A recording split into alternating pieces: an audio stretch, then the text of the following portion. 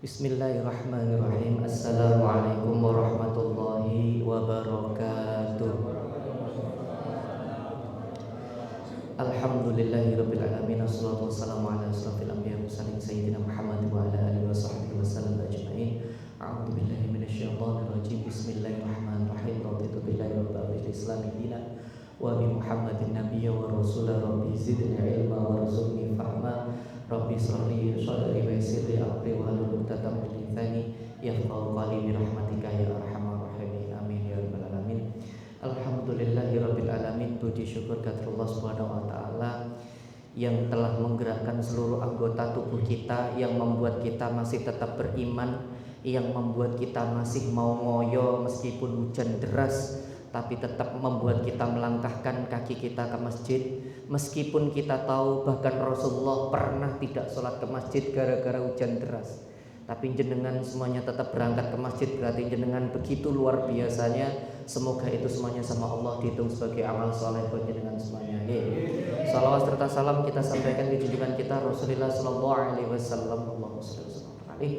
Beliau adalah teladan terbaik buat kita semuanya. Bapak Ibu yang dirahmati Allah, Masjid Jabal Nur ini ada 3 pintu, 1, 2, 3. Seandainya ada orang yang cuma tahu 1 pintu, jadi di masjid ini tahunya cuma 1 pintu, misalnya pintu yang di depan ini, maka apa yang terjadi? Pintu depan ini akan dibuat royoan orang.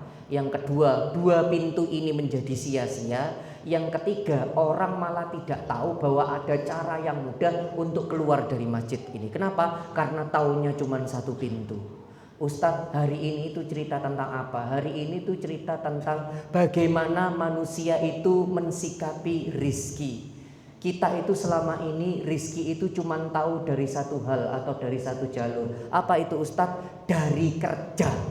Makanya jangan heran kalau jenengan itu mesti masuk ke dalam telinga jenengan, terngiang-ngiang di kepala jenengan, selalu bilang seperti ini, kerja ben oleh duit, kerja ben oleh mangan, kerja ben oleh rizki. Begitu, selalu kalimatnya seperti itu. Maka sekali lagi, tidak salah, memang betul ada rizki yang dilewatkan lewat 1 jalur, namanya jalur bekerja. Atau saya sering nyebutnya, ini sebenarnya kalimatnya Imam Ghazali, tapi saya buat bahasa paling mudah supaya jenengan paham. Atau yang disebut dengan rizki yang dikejar. Karena jenengan semua ngejar. Dalilnya di mana Ustadz? Dalilnya di surat Al-Jum'ah ayat 10. Faida qudiyatis sholatu fantasiru fil ardi. Maka apabila engkau telah menunaikan sholat, bertebaranlah kamu ke seluruh muka bumi untuk mencari rizki. Betul, kita kalau butuh rizki salah satunya lewat jalur bekerja. Tapi tunggu dulu, Allah tidak dibatasi dengan pekerjaan jenengan. Jenengan kerja atau tidak kerja, kalau Allah mau ngasih rizki, ya dapat rizki. Ustadz, apa emang iya? Iya. Karena ada dalilnya. Di mana Ustadz? Jenengan cek di surat Al-Hud ayat 6. Apa kata surat Al-Hud ayat 6? Wa ma min dabbatin fil ardi illa 'alallahi rizquha. Sungguh segala sesuatu yang melata, yang berjalan kaki di muka bumi ini sama Allah dikasih rizki. Kadang guru-guru itu guyone kayak gini, Imron, nggih Pak Kiai, awakmu ro gak gajah niku gak sekolah, gak kerja, lemu.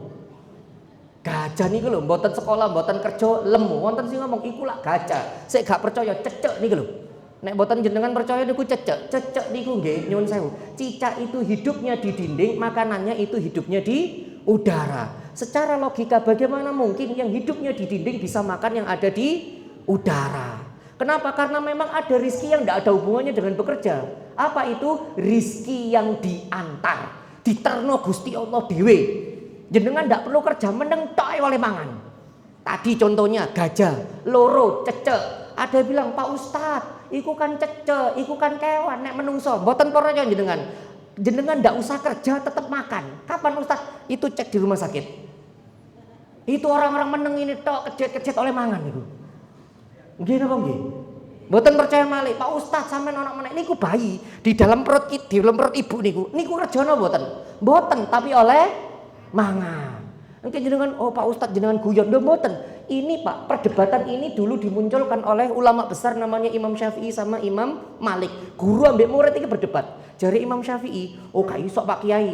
Napa kerdu nek oleh pengen oleh rezeki niku kudu kerja, nek gak kerja gak iso. Terus Imam Malik, oh ndak bisa. Anda tidak perlu kerja tetap dapat rizki. Kenapa? Karena memang ada rizki yang diantar. Wah, ini berdebat lama, Imam Syafi'i ndak puas pulang. Dalam perjalanan pulang lihat ini, lihat apa? Ada kebun, orang lagi nyangkul kebun, dibantu sama Imam Syafi'i. Tak ewangi ya.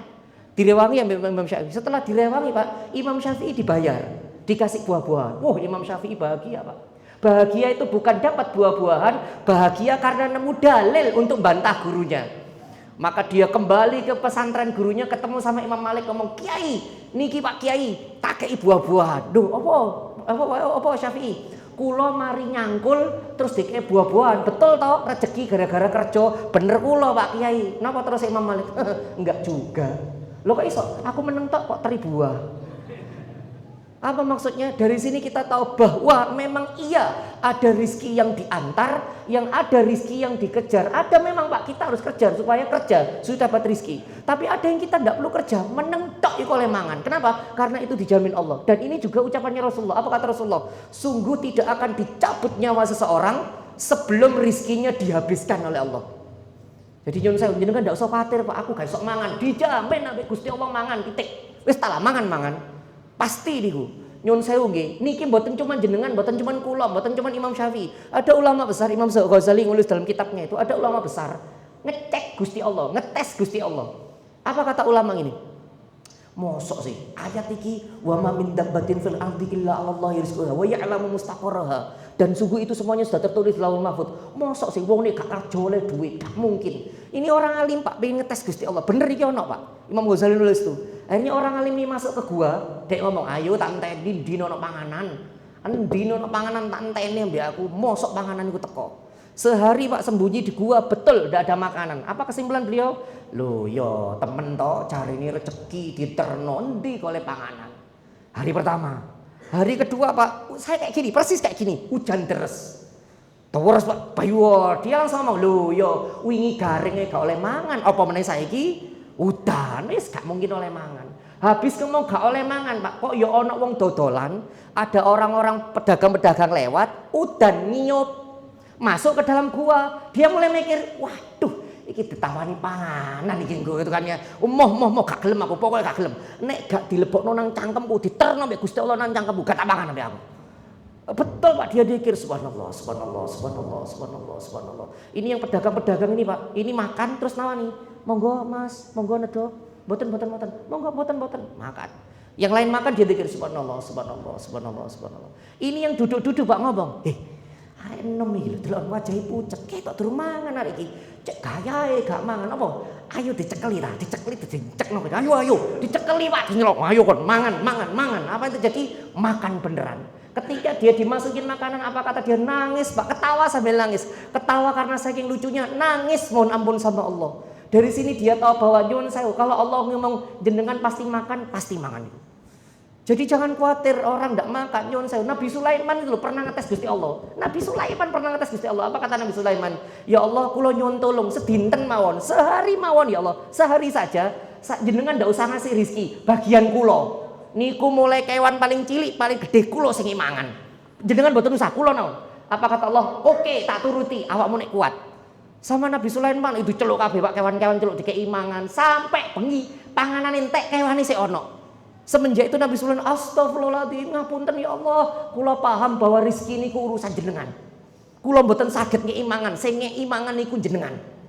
Kenapa saya cerita seperti ini? Supaya jenengan mboten putus asa Pak. Saya tadi lewat usahaken kali tiang-tiang sing nyambut damel ku wis jogo nang ngarep, jogo basar udan deres. Makanya aku sakno ya Allah rek sakno udan terus udan. Ojo kuwatir ono rezekine, wis tak ojo kuwatir. Mungkin jenengan bakal dapat rizki. Nggih, ini rizki model pertama. Jalur rizki model pertama yaitu rizki yang diantar. Jenengan menang tok ayo oleh mangan. Kenapa? Dalilnya itu tadi surat Al-Jumu'ah ayat 10. Lalu ada jalur rizki nomor 2, apa itu? Rizki yang ditakar. Nek jari wong Jawa pawaan. Artinya apa Ustaz? Ono wong ambek Gusti Allah ditakar soge, ono wong ambek Gusti Allah ditakar kere. Jenengan mboten usah protes. Nek jari Gusti Allah kon soge, ya wis bakal soge. Nek jari Gusti Allah kon kere, mboten usah protes. Betul, nek wong Jawa ngomong pawaan. Lho Pak Ustaz kok Gusti Allah mboten adil? Nanti belum ya, saya belum ngomong rezeki nomor 3 sama nomor 4. Tapi memang ini Allah dengan kekuasaannya, dengan irodatnya, beliau ngomong iki soge, iki kere. Ustaz dalilnya mana? Dalilnya jenengan bisa dicek di surat An-Nahl ayat 71. Ya, wallahu faddala ba'dukum alaikum wallahu ala faddala ba'dukum alaikum fil ard. Fil rizki, sungguh Allah membuat salah satu di antara kalian melebihi kelebihan yang lain. Kata Ibnu Katsir, kata Imam As-Suyuti dalam Al-Jalalain, apa kata beliau? Dari ayat ini kita tahu bahwa ada orang ditakdirno dadi juragan, ana wong ditakdirno nyuwun sewu dadi karyawan. Maka jenengan nek ngomong enak ya dadi ustaz, ngomong titik oleh duit, cari sapa? Lak sing oleh duit. Lah lek sing ceramah nang kampung, mek oleh berkah. Oh ustaz gak ikhlas. Mboten Pak, kula mau critane ana enak ya Pak Ustaz. Ustaz iku ana pawakane Pak. Ana ustaz pawaan soge, ana ustaz pawaan kere. Ana ustaz budal mrene Pak, tumpakane Rubicon. Ana ustaz budal mrene tumpakane Honda Supra, ana Pak. Delok niku Honda Supra, gak Rubicon. Nggih, Pak Ustaz kok kayak gitu sih, kok kayaknya Allah ndak adil lho, nyun sewu. Ustaz kenapa kok orang ditakdirkan kaya, ditakdirkan miskin? Gini lho Pak, nyun sewu.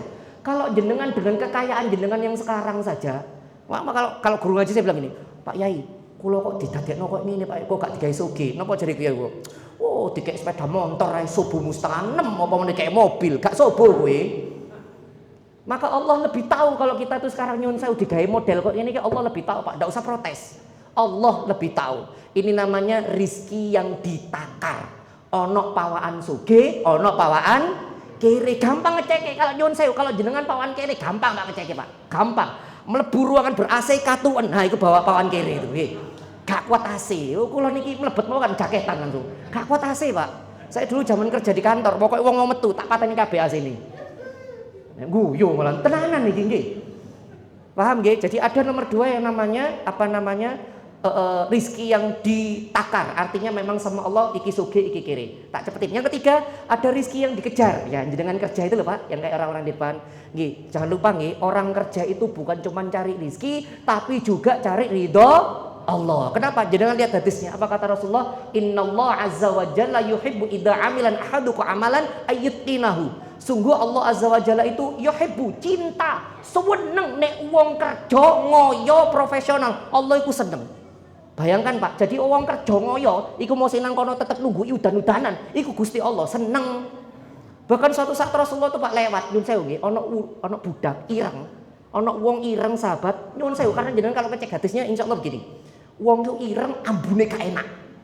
Bener, ireng ambune gak enak. Karena apa? Pekerjaannya itu ngetok watu, cetak gitu. Sahabat itu mesti ngali ambune gak enak. Tapi sama Rasulullah diparani Pak, diambung tangani. Sahabat itu geleng-geleng lho. Ya apa sih? Meneh Rasulullah lewat kena meneh, diambung meneh tangani. Ditanyai sama sahabat, "Ya Rasul, ada keutamaan apa sahabat ini kok sampai ambung tangani?" Nyun sewu, jenengan ngambung tangani Habib wajar Habib. Jenengan ngambung tangani Kiai wajar Kiai. Lho iki nabi ngambung tangani wong biasa. Apa kata Rasulullah? Aku cinta sama orang ini karena orang ini makan dari keringatnya sendiri.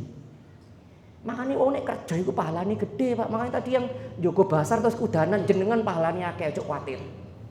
Nggih, ini rizki yang ketiga. Apa itu? Dengan kerja. Jenengan bisa kerja, bisa kaya lewat kerja. Nah, ini yang terakhir. Apa itu Ustadz? Rizki. Kalau tadi rizki yang diantar, rizki yang ditakar, yang ketiga rizki yang dikejar, yang terakhir yang keempat rizki yang ditawar. Ditawar niku napa Pak Ustadz? Ditawari Gusti Allah. Kon pengin sugih apa enggak? Itu artinya ditawar. Maksudnya apa Ustadz? Gusti Allah ngomong, gak apa-apa, masih awakmu ketokane pawaanmu kere. Tapi nek rajin duha tak tambahi awakmu. Nek rajin sedekah tak tambahi awakmu. Nek rajin Senin Kemis tak tambahi awakmu. Ustaz dalilnya banyak tersebar di Al-Qur'an. Jenengan cek surat Al-Fatihah. Innal ladzina yatluna al-kitaballah aqamus salat wa anfaqu mimma razaqnahum sirran wa alaniyatan yarjuna tijaratan lan tabura. Yaitu orang-orang yang yarjuna tijaratan lan tabura. Nek dodolan gak tau rugi untung terus duwe tambah akeh. Ayatnya banyak. Jadi kalau jenengan beribadah terus ya Allah tambahi rezekiku, sholat 2 dan sebagainya, insya Allah rezekinya tambah banyak. Terakhir saya kasih amalan Pak, handphoneku nangisor. Saya kasih amalan Pak, saya dapat ini dari para kiai. Ada grup WhatsApp isinya para kiai, para gus, para habib. Saya dikasih tahu mereka setahun yang kemarin itu ada amalan. Yang ini sanadnya langsung dari Rasulullah, hadisnya Hasan. Saya pun ngecek ternyata Kiai Ma'ruf Qasim, ketua fatwa MUI Jatim itu pun nulis di statusnya amalan ini. Apa itu? Hadisnya begini. Bapak-bapak teluru ono. Ini enggak hadisnya kangge jenengan. Nggih, hadisnya kangge jenengan. Apa itu Ustaz bunyinya begini. Man wasa'a ala iyalihi min yaumi Asyura wasa'allahi alaihim sanatakullahu. Barang siapa yang dermawan kepada istri dan anaknya di hari Asyura. Hari Asyura itu 10 Muharram, Pak. Saya ulangi kalimat saya. Barang siapa yang dermawan pada hari Asyura pada istri dan anaknya, wasa'allahu alaihim sanatan kullahu. Allah akan membuka rizkinya selama 1 tahun. Tol wakeh. Hadis ini riwayatnya Hasan. Ini saya dapat langsung dari para kiai termasuk Kiai Ma'ruf Hussein Ketua Fatwa MUI Jatim itu nulis di sini. Saya kan dapat hadis ini, Pak. Nek oleh ilmu gak dipraktekno kak eneman. Tahun kemarin tanggal 10 Muharram istri saya tak ajak keluar, Pak. Ayo metu, lapo mangano saenak-enakmu, wis mangano. Makan. Blonjo njaluk sakarepmu. Lu tenan ta? Njaluk. Bojoku gak ero, Pak, aku meneng. Wis njaluk, wis sudah minta-minta saya bilang, ya Allah, pun kula turuti nggih. Setahun lho ya Allah, setahun begitu nggih. Jenengan tuh, kula mboten mboten gedabrus nggih Pak nggih. Kula hitung Pak, setahun wingi kali tahun niki. Kula hitung pendapatan kula niki. Saya hitung. Tak hitung-hitung Pak, 3 kali lipat tahun ini. Semenjak melakukan amalan kemarin, termasuk kemarin budal umroh gak bayar, ya salah satunya. Dan akhirnya sekarang jadi pembimbing umroh, ya salah satunya. Nggih, makanya jenengan nanti tanggal 10 Muharram bojone jenengan Pak, sampean kei sing akeh. Semoga bojone jenengan aja namburi Pak ya. Engko nek ero njaluk macam-macam gitu kan nggih. Semoga jangan tahu di belakang nggih. Ini amalan dari Rasulullah itu tadi nggih hadisnya ya. Barang siapa di tanggal 10 Muharram atau hari Asyura menyenangkan istrinya dan anaknya, mendermawani istri dan anaknya, maka sama Allah akan dibuat rizkinya selama setahun dibuka jedak. Ada jamaah yang tanya, Ustadz kenapa kok setahun Ustadz? Loh kan ada konsep top up. Yo tahun depan di tap power dikai mana bojone. Begitu nggih. Saya rasa itu cukup. Semoga kita menjadi orang-orang yang terbuka rizkinya, diberikan keluasan rizki oleh Allah dan dibarokai rizki kita oleh Allah. Nggih. Assalamualaikum warahmatullahi wabarakatuh.